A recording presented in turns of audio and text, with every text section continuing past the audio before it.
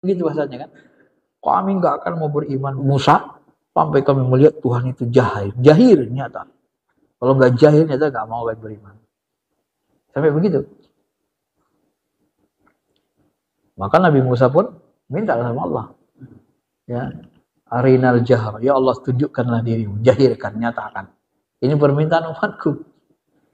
Abu Bakar, emang sanggup lihat aku? Kan gitu kan? Sanggup lihat jatku? Lihat matahari aja kalian meledak semua. Coba dekatin matahari ke kita, meledak nggak gitu Pak? Ledak, kebakar semua gitu kan? Cahaya nur jatnya itu lebih terang dari matahari. Ya. Maka muncullah teori ilmu fana namanya, binasa. Kalau kita mau binasa, membinasakan diri, barulah kita masuk bisa ke wilayah laut ketuhanan, menyaksikan. Nah, yang bisa menyaksikan itu ruh kita, ruh Rabbani namanya. Ruh sifatnya yang paling dekat dengan Allah. Ya. Kalau kita mau menyaksikan zat, itu zat paling rahasia, Pak. Tidak terjangkau sama akal. Wilayah akal tidak bisa. Tidak bisa menjangkau wilayah zat. Perumpamaan di wilayah zat itu, kata ulama, seperti perumpamaan, mohon maaf, orang yang dalam puncak klimaks ketika hubungan suami istri. Ketika kita berada pada puncak klimaks hubungan suami istri, akal kita berfungsi kan? Enggak. Begitu Bapak fungsikan akal, Bapak nggak bisa klimaks. Yang ada cuma puncak kenikmatan saja. Memandang Allah itu di atas itu lagi, kata Imam Ghazali. Ya. Jadi yang ada kenikmatan saja, akal tak berfungsi lagi, Pak, tak bermain di situ. Nah, itu wilayah zat, wilayah laut. Nah, kita ini kan masih jauh ke sana, Pak. Makanya tadi ma'rifatnya asma, sifat, al-al. Ma'rifat apal saja sudah bagus. Rasakan yang menggerakkan diri kita ini bukan aku, bukan saya. Nah, yang gerakkan ini ruh. Nah, ruh itu bergerak dengan izin Allah. Allah yang perintah. Rasakan saja. Kita merasa saja memandang. Walaupun kita punya keinginan kita lepas. Nah, rasakan saja ketika dia bergerak, di balik gerakan itu ada ruh, yang gerakan di balik ruh itu ada rasa bertuhan, di balik ruh itu ada rasa bertuhan, di balik rasa bertuhan itu ada Tuhan, ada Allah. Nah, nafakhtu bihi min ruhi. Itu saya sudah mantap, Pak. Kita bisa ngerasain gitu. Fana namanya tauhid af'al. Jadi tauhid af'al itu wa ma ramaita idz ramaita walakinallaha rama. Bukan kau yang memanah Muhammad, tapi akulah mana. Sanggup gak kita? Itu saja masih susah, Pak. Coba Bapak gerakan gini. Kalau Bapak masih merasa yang menggerakkan ini Bapak, itu belum nyampe, belum kenal hafal Allah. Gak bisa dipaksa, Pak. Gak bisa dipaksa. Malah Bapak paksa merasa aneh nanti. Enggak, kayaknya aku yang gerakin ini. Karena yang gerakkan diri kita ini, jasad ini sebenarnya sangkar. Jasad ini sangkar, Pak. Yang menggerakkan jasad ini bisa hawa nafsu, bisa ego, keakuan diri kita. Marah kita sama orang, nampak. Bisa hawa nafsu, mandang syahwat. Gitu kan? Bisa jin, kerasukan.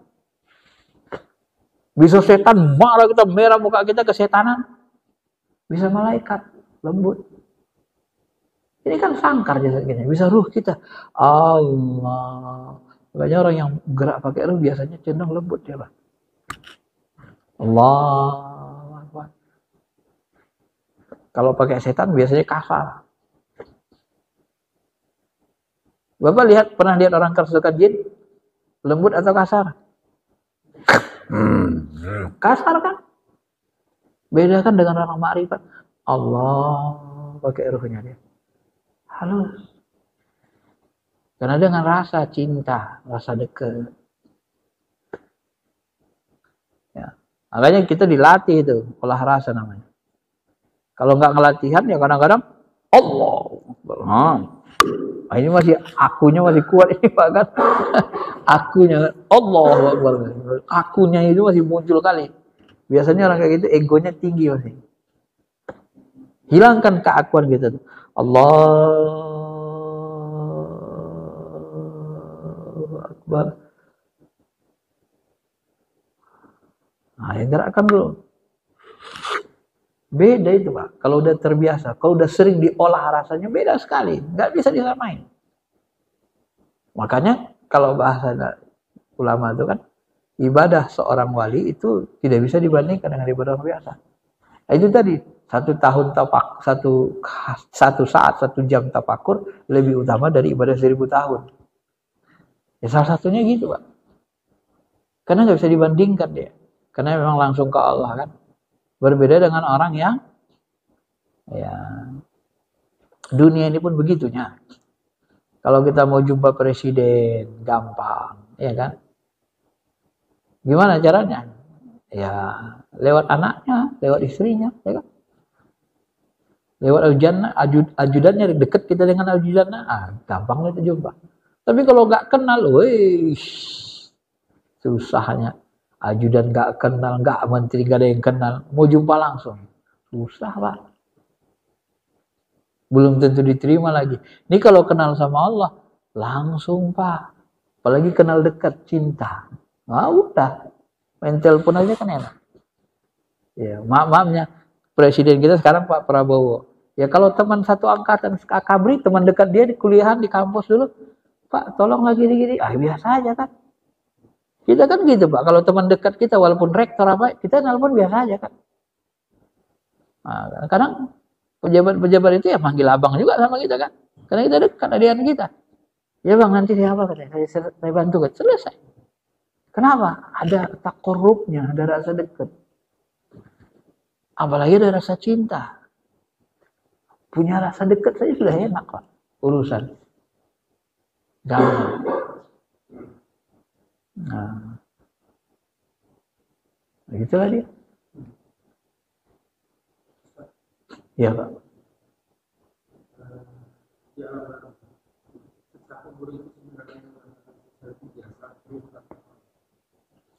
Jadi gini Pak, dalam Quran kan ada disebut fazuqul adzabal khuldi, fazuq, rasakan azab yang kekal ini.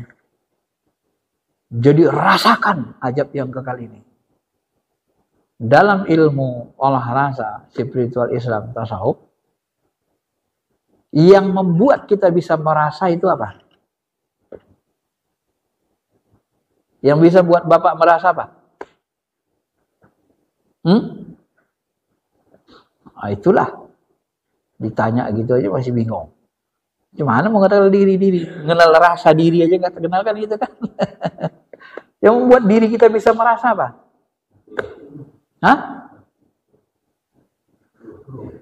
Ruh. Di mana ada ruh, di situ ada rasa. Di mana ada rasa, di situ ada ruh. Itu ilmunya Pak, ilmu kunci. Yang membuat diri kita bisa merasakan ada ruh. Buktinya apa Ustaz? Kita buktikan. Coba bawa mayat kemari. Mayat kemari, kalau ada mayat, saya potong-potong gini, ada rasa nggak dia? Nggak ada rasa, nggak ada jeritan, nggak ada apa-apa. Tapi ketika orang hidup, disayat gini, merasa nggak dia? Langsung menjerit dia Pak. Nah, tapi di dalam ilmu ruh ini, rasa itu ada 4 lapis. Rasa jasmani, rasa rohani. Rasa jasmani inilah makan asam asin. Karena kita belajar ilmu rasa, maka kita contohkan itu rasa jasmani. Supaya mudah memahaminya. Rasa rohani sedih. Sedih gembira. Sedih gembira di mana letaknya? Di kolbu. Kalau rasa jasmani, ujung lidah. Beda letaknya kan?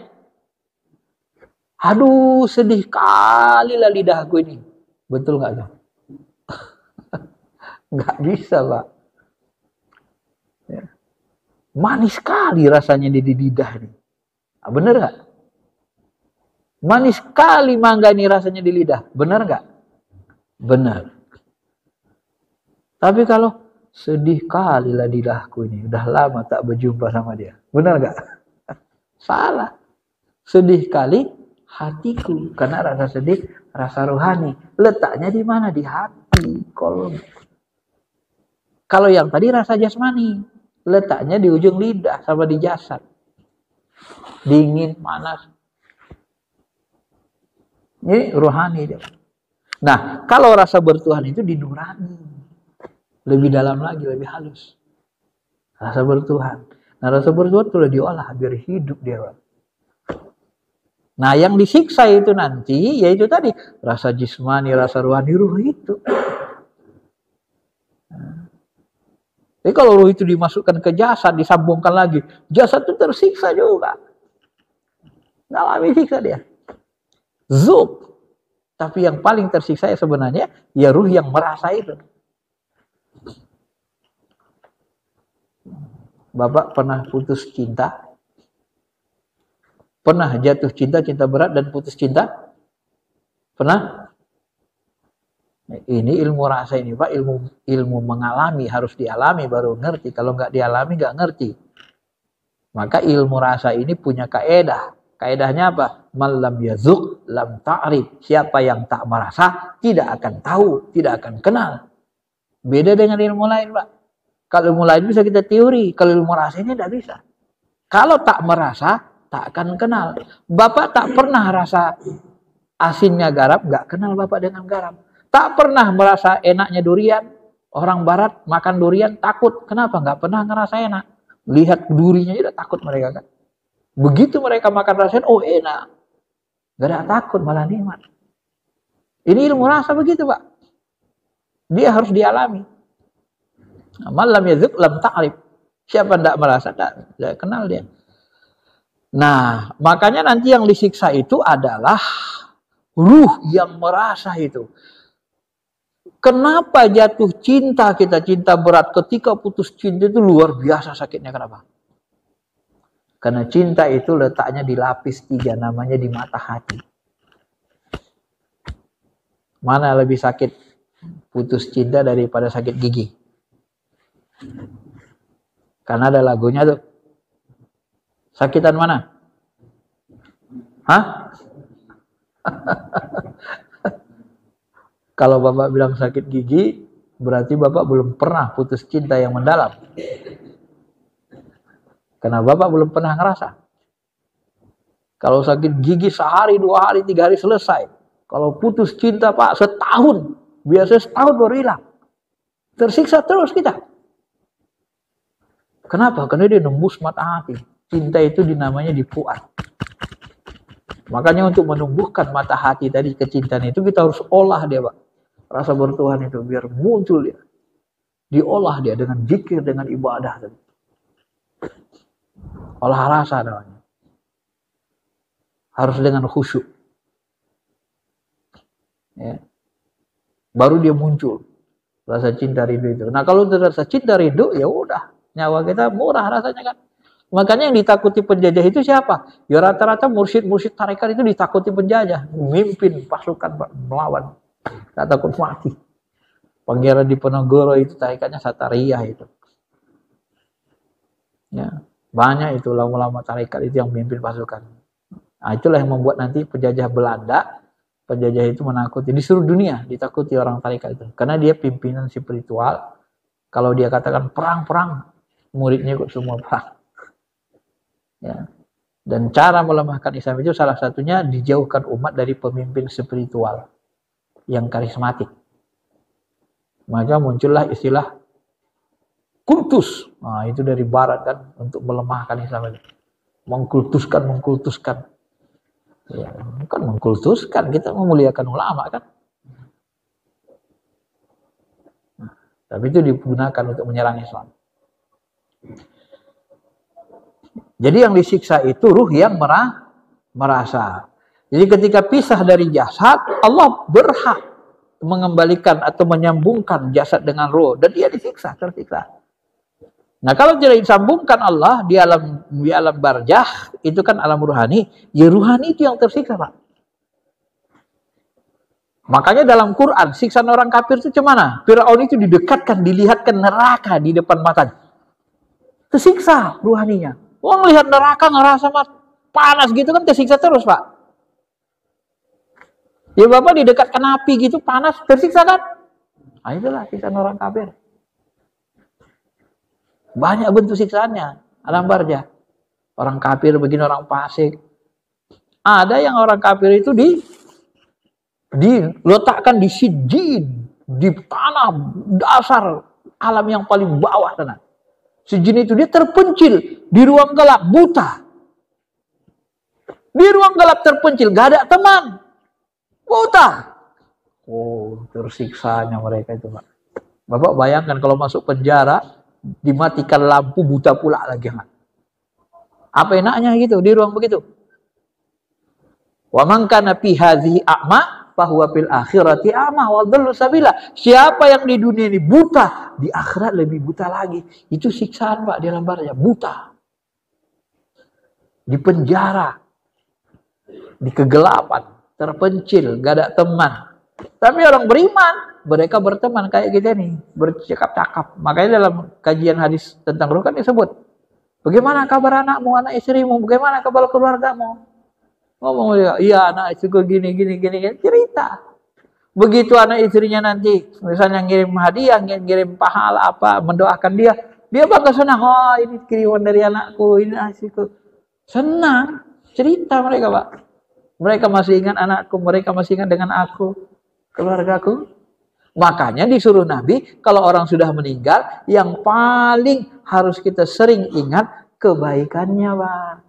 Ingat-ingat kebaikannya, apa boleh keburukannya. Kalau kita ingat-ingat, kita ceritain, dia di alam ruh senang. Aku diceritain sama anakku. Kalau Allah bukakan barjahnya, dia senang. Bagus lu ya. Diceritain terus sama anakmu, bagus amalanmu ya, anak istrimu ceritain kebaikanmu terus. Senang dia, Pak, bangga. Ya. Bapak kalau diceritain kebaikannya, enak nggak? Senang nggak? Senang kan? Ya udah. Itu mirip di alam ruh begitu juga. Maka Nabi melarang kita jangan ceritai keburukan orang meninggal. Ceritakan kebaikannya saja. Karena mereka sampai, Pak, itu kepada mereka. Karena alam ruh itu sebenarnya nggak jauh-jauh, di balik ruang kosong ini aja. Nah, itu yang saya sebut yang lalu, kalau Bapak masih ingat. Coba perhatiin. Saya mau membuktikan dengan membuktikan, ya, ngasih bukti bahwa alam ruh ini dekat.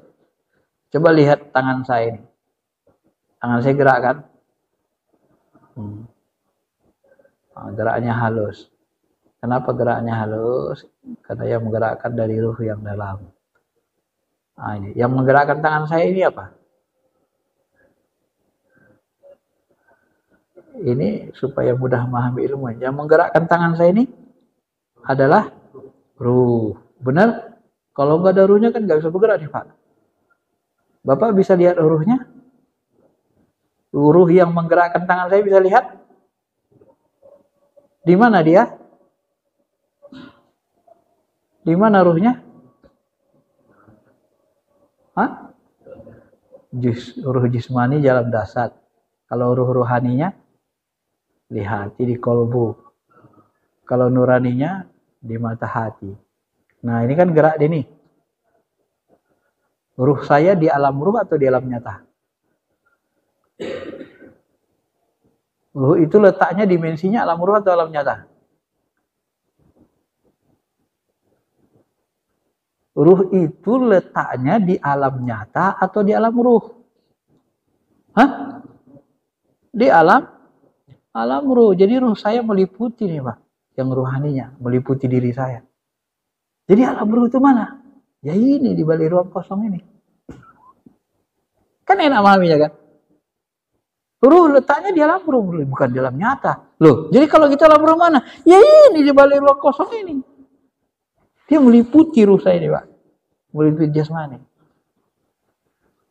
Makanya nggak bisa kita lihat. Tapi bisa kita rasa. Kan kalau kita rasakan kan terasa dia, Pak, gerakan ruh kita tuh. Tapi dirasain, dipandang pakai rasa. Itulah melatih rasa namanya, olah rasa. Kita mandangnya pakai hati, pakai rasa. Nah. Siapa bilang ruh tidak di alam ruh? Saya mau tanya dulu. Siapa berani ruh yang bilang katakan ruh itu tidak berada di alam ruh? Tidak ada. Lalu alam ruh itu mana? Iya ini di balik ruang kosong ini. Makanya ruang kosong ini kalau dinyatakan Tuhan, isinya ada jin, ada malaikat, ada ruh, nabrak lah kita, Pak. Kenapa kita tidak nabrak? Karena dimensinya berbeda. Nah, inilah kehebatan Allah Ta'ala. Apa kehebatan Allah Ta'ala, Pak? Dia bisa menghubungkan makhluk di dimensi alam ruh ke alam nyata. Terhubung ruhani, Pak. Apa penghubungnya? Napas. Begitu napas kita, terhubunglah ruh dengan jasmani. Begitu kita tahan napas kita 1 jam, apa yang terjadi? Hah? Putus hubungan ruh sama jasad. Kalau Bapak tidak percaya, boleh kita coba. Tapi saya nggak tanggung jawab. Kalau mau mutusin hubungan ruh sama jasmaninya, coba tahan napas 1 jam. Mati. Nah, itulah mati. Mati itu apa? Putus hubungan ruh dengan jasad. Selesai. Kan sepele sebenarnya kematian itu. Tapi kematian itu paling ditakuti semua. Nah, tapi kalau kita belajar ruh, belajar rasa, kita nggak takut mati, Pak. Udah sering mati, kok kita dikira sering mati. Ya, silakan, Pak.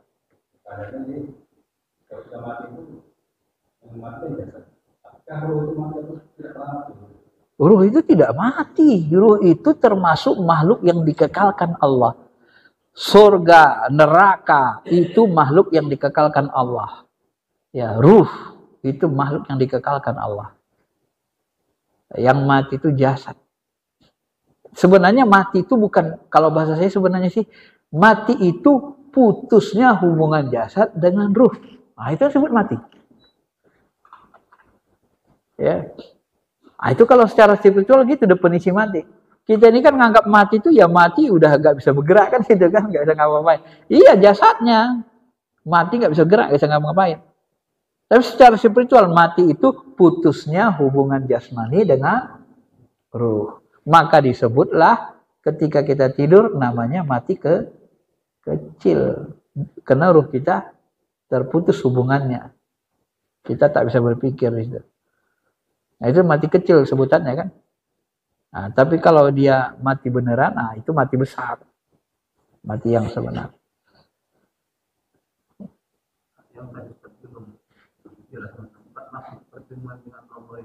Oh, bertemu dengan Allah.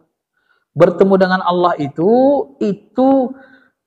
begini. Kalau ulama syariat memahami, nanti itu kita bisa memandang zat Allah. Bagaimana bentuknya? Bila kaif, tak bisa ditanya. Tak ada yang bisa jawabnya, Pak. Macam mana nikmatnya orgasme itu? Gak bisa tanya. Rasain aja, nikah lo. Gak bisa aku jelasin. Iya kan, Pak? Gak bisa jelasin gitu kan? Ya udah nikah aja, jalani. Nanti rasain sendiri. Nikmat macam mana? Ya jalanin aja, rasain aja. Aku gak bisa jelasin. Ini ilmu rasa. Nah, salah satu Syekh Naqsabandi, Syekh besarnya, dia bilang, itu menyaksikan Allah itu seperti bulan purnama. Maksud Nabi menyaksikan Allah itu mudah. Kan Nabi merasakan seperti mudahnya lihat bulan purnama. Melihat Allah nanti di akhirat itu, melihat zatnya ya seperti lihat bulan purnama. Itu Allah tuh, engkau ya rupanya. Engkau lah yang disembah tiap hari rupanya. Engkau lah itu ya Allah. Nyata dia, Pak. Gampang menyaksikannya. Gimana bentuknya? Ya. Ada yang menyebut dia nggak ada bentuk, nggak ada rupa, tapi nyata. Bapak kalau makan cabai, nyata nggak cabenya? Hah? Rasa pedasnya nyata nggak? Rasa pedasnya nyata nggak? Bentuk rasa pedasnya gimana? Nggak ada. Cabenya bentuknya ada. Rasa pedasnya nggak ada bentuk. Benar? Tapi nyata nggak? Nyata. Dalam pandangan rasa jasmani. Siapa bilang pedas tidak nyata? Udah berkeringat. Keringat. Enggak nyata kau bilang pedas ini. Marah lah kita kan. Udah aku kepedasan nih setengah mati. Kau bilang enggak nyata mati. Ah enggak ada itu ece main-main punya itu. Enggak pala pedas itu. Nih ngerasain ini. Minum ini. Air cabai biar tahu rasa lo. Kan gitu kan. Nah, artinya melihat itu tidak mesti ada bentuk. Kalau pandangan sebagian masyaikh Naqsabandi. Nggak mesti ada bentuk zatnya, Pak. Tapi dia nyata gitu. Mudah menyaksikannya. Seperti mudahnya melihat bulan purnama. Mudahnya merasakan, melihat rasa pedas. Nah, itulah makanya ilmu Tuhan ini, rasa bertuhan itu letaknya di kolbu, rasa namanya, rasa bertuhan.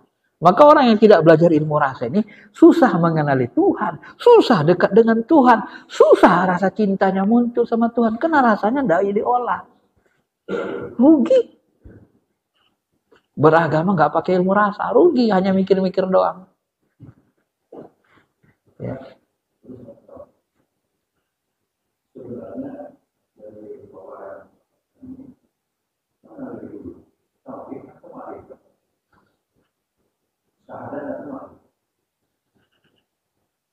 Syahadat atau ma'rifat. Kalau kita syahadat itu artinya sebenarnya menyaksikan. Syahadah. Secara syariat kalau kita alami syahadat itu dulu. Dulu syahadat. Ini kan syariatnya, Pak. Asyhadu an la ilaha illallah wa asyhadu anna Muhammadar Rasulullah. Baru ma'rifat. Nah, ma'rifat ini berkelas, bertingkat. Bisa juga kita ma'rifat dulu, udah kita menyaksikan. Kayak Hindun tadi. Dia saya sendiri lebih afdol rasanya kita sejenak kenal sama orang, bertemu daripada 1000 kita bertemu. Nggak kenal, nggak dekat. Iya benar. Gimana kalau kita kembalikan kepada diri saya? Ya. Bagaimana saya mau mengenal Allah sudah sekurat itu? Padahal proses kader saya sendiri itu kita kebanyakan keturunan. Sementara proses sendiri kita sudah lakukan. Zaman Nabi sahabat dulu dia berkata memproses mati. Iya, keimanan. Ya, sebenarnya kita bukan tidak berlaku, Pak. Kita nggak mau melakukannya. Seharusnya kita, iya. Makanya di dalam Syekh Sir Asrar, Syekh Abdul Jilani mengatakan, ketika kita mau masuk thariqat, kita disyahadatkan ulang. Namanya talqin. Ambil talqin. Talqin itu syahadat isinya, Pak. Asyhadu an la ilaha illallah wa asyhadu anna Muhammadar Rasulullah. Itu nanti pas kita baiat, itu dibimbing rohani kita. Terasa itu Allah Ta'ala. Allah. Suruh zikir kemari. Allah. Allah. Allah. Allah. Disyahadatkan. Dibantu rohani kita untuk menyaksikan asma Allah. Jadi waktu kita talqin itu, ini ngomong dalam Pak. Allah. Allah. Allah. Syahadat dia. Nah, itulah yang disebut beliau. Kenapa kita perlu bertalqin dengan ahli ma'rifat yang kenal Allah? Kalau kita ambil talqin syahadat dari orang yang kenal Allah, maka kita dapat bibit unggul namanya. Ibarat kita mau nanam buah, kita beli bibit durian di toko buah. Dikasih mana yang paling bagus? Ini. Wah, kita tanam. Gampang berhasil, Pak. Tapi kalau kita tidak syahadat dengan ahli ma'rifat, kita mendapat bibit, ya, maafnya kita mau nanam durian. Kita lihat di pasar-pasar itu ada batu durian, nah kita ambil aja. Tanam. Nggak tahu kita kualitasnya gimana gitu. Rendah. Jadi lama kita hidup keimanan, rasa bertuhan itu lama bangkit, lama hidup. Kenapa? Kita belum ketemu dengan orang yang menghidupkan qalbu. Belum ngambil syahadat, belum ngambil talqin. Nah, itu syahadat syariahnya begitu, Pak. Jadi kalau kita sudah ngambil talqin syahadat, itu dibantu ruhani kita langsung untuk syahadat talqin itu, Pak. Asyhadu an la ilaha illallah. Asyhadu anna Muhammadar Rasulullah. Ketarik hati kita itu. Anak sahabat itu zikir gitu. Hidup dia Allah, Allah, Allah, Allah. Sebagian orang heran kita. Kalau kita sendiri kok nggak ngomong dia. Tiba-tiba depan mursyid dibantu. Hidup ngomong sendiri dalam, Pak. Allah, Allah, Allah. Guruannya kita itu syahadat ya. Kan unik gitu kan. Kenapa? Karena kolbu mursyid sudah hidup. Hanya orang yang hatinya hidup, kolbunya hidup, yang bisa menghidupkan kolbu yang mati. Teorinya kan begitu. Bagaimana kita mau menghidupkan kolbu orang? Kolbu kita saja mati. Bagaimana kita mau mengenalkan sama Presiden Prabowo, kita aja nggak kenal sama Prabowo. Mau ngenalin orang, nggak bisa. Coba teman akrab. Ayo kenalin, ayo diantarin. Nah, kan gampang, udah kenal, udah deket. Masuk ke sana, mau coba siapa? Coba Pak Prabowo. Oh ya Pak, silakan. Udah kenal, semua udah kenal juga sama kita. Kita teman akrab. Nah, itu perumpamaan. Nah, tapi kalau kita nggak kenal, susah. Apalagi mengenal kita sendiri nggak kenal, mengenalkan orang ke Allah ya lebih nggak bisa lagi. Maka rugi orang yang tidak mau belajar ilmu yang paling tinggi, mengabaikannya. Sangat rugi. Karena nanti kita sendiri yang menyesal. Setelah kematian baru kita sadari menyesalan. Ya Allah. Karena kita pasti mati kan. Menyesal kita gak kenal sama Allah itu Pak. Rugi serugi-ruginya. Ya. Gitu Pak ya. Ya, syahadatnya. Tapi kalau syahadah diartikan menyaksikan, itu perlu pembersihan hati. Karena syahadah itu artinya sebenarnya musyahadah, menyaksikan nyata Allah Ta'ala. Saksikan asma'nya, rasa kasih sayangnya di diri kita saksikan. Gerakan ini af'alnya, dia yang gerakkan bukan kita. Af'alnya. Kudrah iradah, Allah berikan kekuatan ke kita. Kita la haula. Jadi yang menggerakkan kekuatan, iradah, keinginan, semuanya datang dari Allah. Tidak bisa dipaksa, tapi bisa dirasakan. Dan dilihat pakai kolbu kita. Baik, saya kira itu saja Pak ya. Nah ini udah lama kayaknya. Udah lagi? Masih kuat? Ini sebentar lagi tahun baru.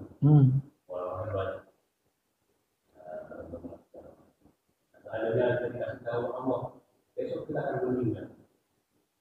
Positif kepada meninggal. Apa yang kita lakukan? Kita perlu apakah kita berubah itu dalam bagaimana iya, kalau ada pemberitahuan besok kita meninggal, ya beramal soleh apa? Ya paling bagus bayar ikut tarekat dulu kan, cari mursyid. Kalau misalnya Bapak tak ketemu mursyid, ya banyak istighfar lah, mohon ampun. Istighfar aja, apa yang baik bisa kita lakukan termasuk sedekah, puasa, supaya kita meninggal dalam kondisi baik. Manusia ini kan ada makom-makomnya, derajatnya, ya. Nggak bisa juga kita paksa semuanya harus setara dengan Nabi, nggak bisa. Atau setara dengan wali. Ya tergantung kita Pak, mau nggak kita menjalaninya. Ya. Saya termasuk orang yang ilmu yang terakhir saya dalami adalah ilmu tarekat. Nah, ilmu spiritual ini. Karena kita dulu kan disyariatkan, dulu kadang-kadang takut lagi. Ternyata setelah kita dalami, ternyata orang tarekat ini, spiritual ini memang secara ruhani paling kenal dengan Allah, begitu Pak. Setelah kita dalami, kita teliti, kita amalkan, paham kita. Ya. Karena dalam agama kita ini banyak sekali kan organisasi Islam, Harakah, ada Muhammadiyah, ada NU, ada Salafi, ada lagi nanti Hizbut Tahrir, ada IMM dulu kan, Ikhwanul Muslimin, ada gerakan apa lagi? LDII, itu parah juga kan. Kalau nggak bayar sama ulamanya, dianggapnya kita kafir. Dianggapnya ulamanya itu sendiri yang warisan Nabi kan. Yang lainnya nggak dari Nabi. Kan kurang ajar itu Pak. Ibaratnya, kalau bahasa saya, yang diakuinya cuma sahabat Ibnu Mas'ud. Yang lainnya nggak dianggapnya sahabat Nabi, kan parah itu. Kalau makanya tarekat itu kan banyak, yang tersambung ke Nabi kan banyak. Ya sahabat Nabi kan banyak. Tarekat aja nggak berani begitu Pak. Ini LD ini kan kurang ajar. Kalau nggak bayar sama ulama, kita dianggap kafir sama dia kan. Jadi kayak ulamanya itu aja yang benar kan. Jadi kan buat kita jadi jengkel juga kan. Jadi kalau kita masuk ke masjidnya disama sama dia kan, dianggap orang kafir kan. Kalau tarekat tak begitu. Ya. Makanya tarekat walaupun banyak, tak ada yang seperti itu. Cuman adabnya nanti memang kita lebih menghormati seluruh mursyid. Jadi gitu aja Pak ya. Kira itu aja karena udah jam 7. Mudah-mudahan bisa dipahami. Tujuan dari ini sebenarnya adalah bagaimana kita bisa semakin dekat sama Allah, rajin beramal soleh, mentaati Allah, sampai kita nanti bisa diharapkan bisa sampai kepada makom mencintai Allah dan merindukan Allah. Orang-orang yang meninggal dalam keadaan cinta dan rindu kepada Allah, maka kematiannya akan diundang. Tidak diistilahkan dengan dimatikan. Jadi malaikat hanya mendampingi saja. Sedangkan orang yang tak kenal Allah, tak mencintai Allah, kematiannya adalah dipanggil. Kalau yang durhaka dipaksa keluar. Dan dia, malaikat itu berfungsi mencabut nyawa, menyiksa. Bukan mendampingi. Berbeda dengan orang-orang yang cinta kepada Allah, kematian mereka diundang. Undangan sang kekasih namanya. Kalau diundang itu lebih enak, Pak. Daripada dipanggil-panggil, apalagi dipaksa-paksa kan datangnya. Terima kasih. Assalamualaikum warahmatullahi wabarakatuh.